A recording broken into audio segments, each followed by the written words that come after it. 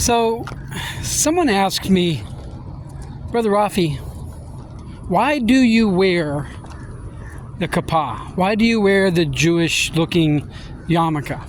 Well, I know that there is the controversy within the Hebrew Roots movement among some people that talk about whether or not a believer, especially a Hebrew Roots believer, should or shouldn't wear the head covering. There are those who have good arguments for why you shouldn't wear the head covering, and there are those who have a good argument for why we do wear the head covering. And I've never heard anybody address the issue in the way that I do from the approach that I come from. But I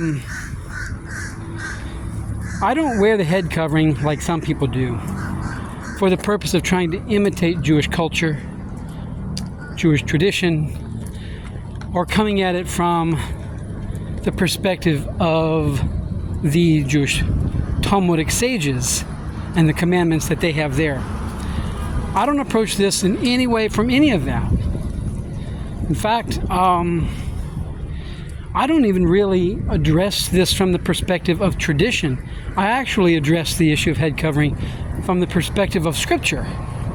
I know there are people who say, okay, Rafi, it's not commanded in Scripture that you're to wear head covering. Some people even make the argument that it is a pagan holdover or a pagan borrowing from Babylonish culture into the biblical traditions, and that it should be banned for that reason.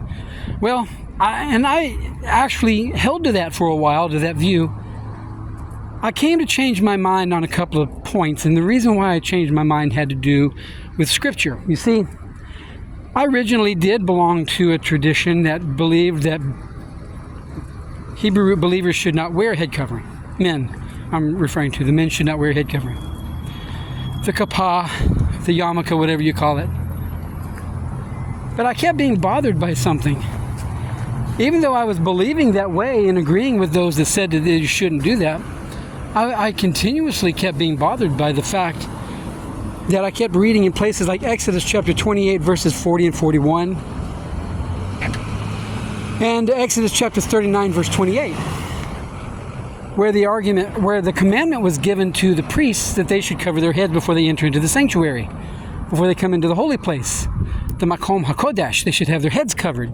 And I thought to myself, if we're not supposed to be wearing head coverings, then why did the Lord himself, Yahuah Elohim himself, command that the priests, the holiest people in the nation, the people that should be representing the highest level of what holiness is all about, why did he command them to cover their heads when they came into the holiest precincts of Jerusalem, or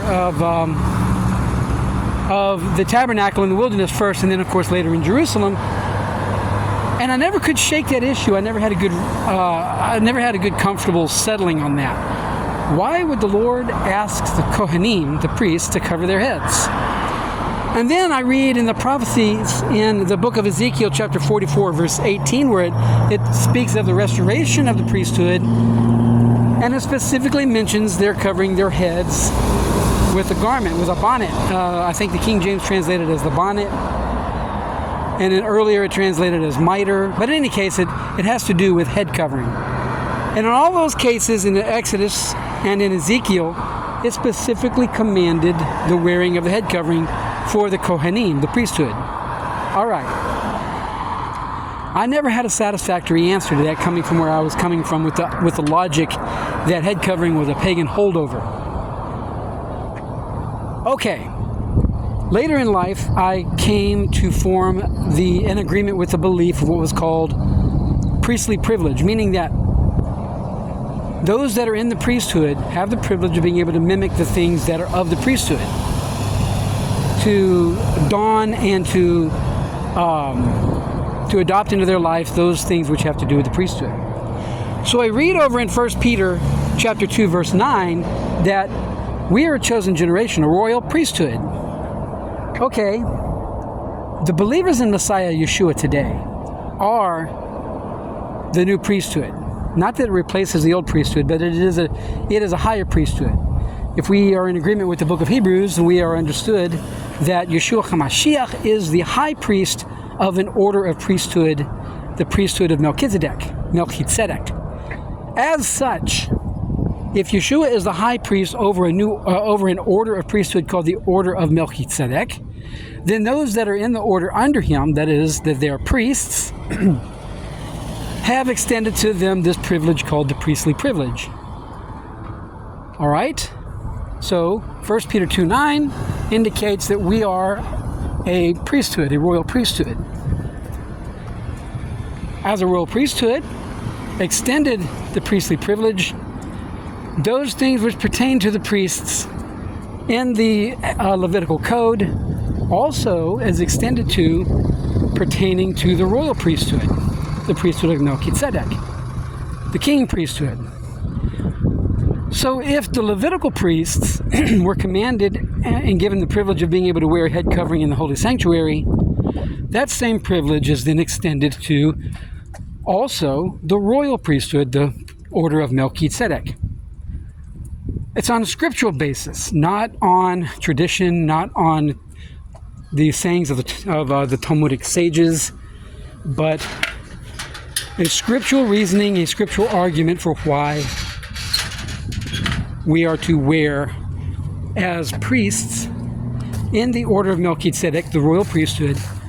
We are to wear, or we have the right to wear. It's not a commandment. It's not required of us, but it's a right. It's a privilege that those who are in the royal priesthood, the order of Melchizedek, have the right to wear the priestly garments. When we go about in public, we demonstrate to others that we are representatives of the kingdom of Elohim, that we are a royal priesthood, king priests within that kingdom. One of the ways that we show that and we demonstrate that to the world around us, one of which is the wearing of the tzitzit, the royal blue threads in the that are in the corner fringes of our garments. I'm wearing mine as I speak. And also we wear the beard, and we also have the right to wear the head covering. Now, it doesn't have to look like this, like a little cup. It could look, there are other ways of covering the head, but in all these cases, we do this for the purpose of demonstrating that we walk in the kingdom of Elohim and that we are demonstrating the royal priesthood. And that's why I wear my kippah. Shalom.